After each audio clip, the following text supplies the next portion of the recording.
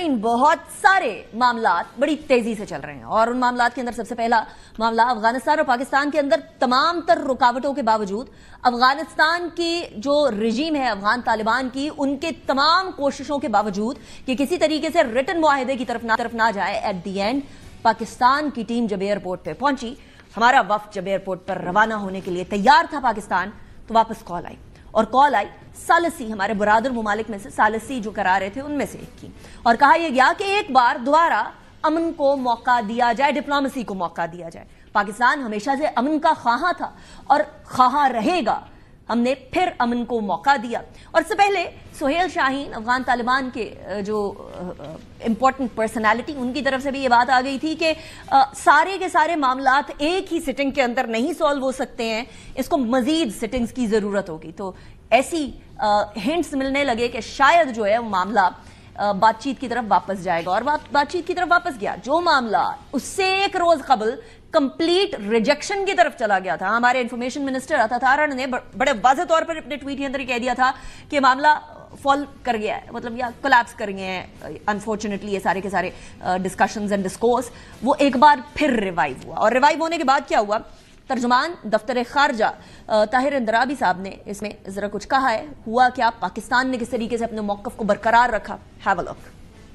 The second round of talks between Pakistan and Afghan Taliban regime concluded in Istanbul yesterday evening. Pakistan positively engaged with the Taliban regime without compromising on its clearly stated position that Afghan soil should not be used for terrorism against Pakistan. Pakistan will respond resolutely if provocations continue in the future. Pakistan would continue to remain engaged in the mediation process and hope for a positive outcome for the 6th November talks.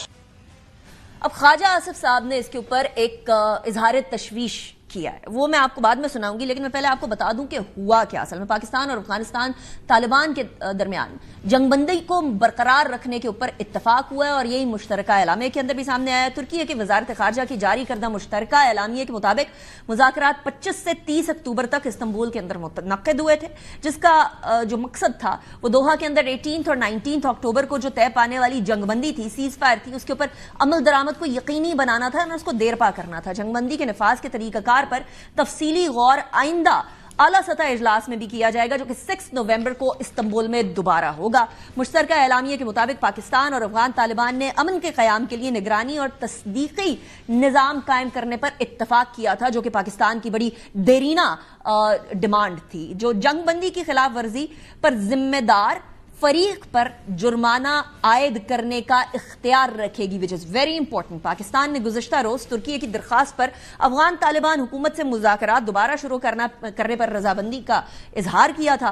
19 अक्टूबर को दोहा में जंगबंदी मुआहिदे पर इत्तफाक किया गया था। इसके बाद फिर 4 रोज मुज़ाकरात हुए इस्तंबुल के अंदर, और उसके बाद ये हुआ कि शुरू में ये मामला नाकाम रहा। तालिबान के मौक़िफ़ पर बार बार तब्दीली का बायस उनके अंदरूनी खलफशार थे।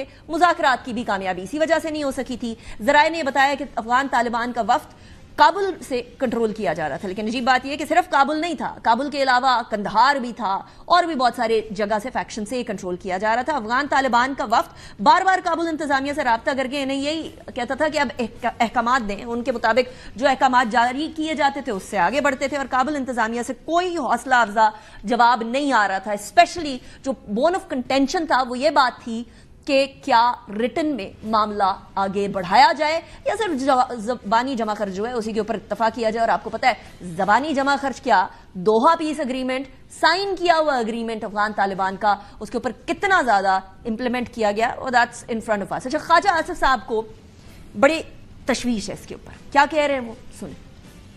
बात ये तय हुई है कि उनकी सरजमीन पाकिस्तान के अंदर बदअमनी या खून रेजी के लिए इस्तेमाल नहीं होगी, चाहे वो TTP है या BPLA है। अगर ये सूरत हाल जारी रही तो इसमें घाटे का सौदा जो है अफगानिस्तान का ज्यादा है। सबसे इम्पोर्टेंट शिक जो है, ये सबसे इम्पोर्टेंट जो पाकिस्तान की रिक्वायरमेंट है, TTP जो है, इसकी सरपरस्ती जो है अफगानिस्तान सरजमीन से बंद हो।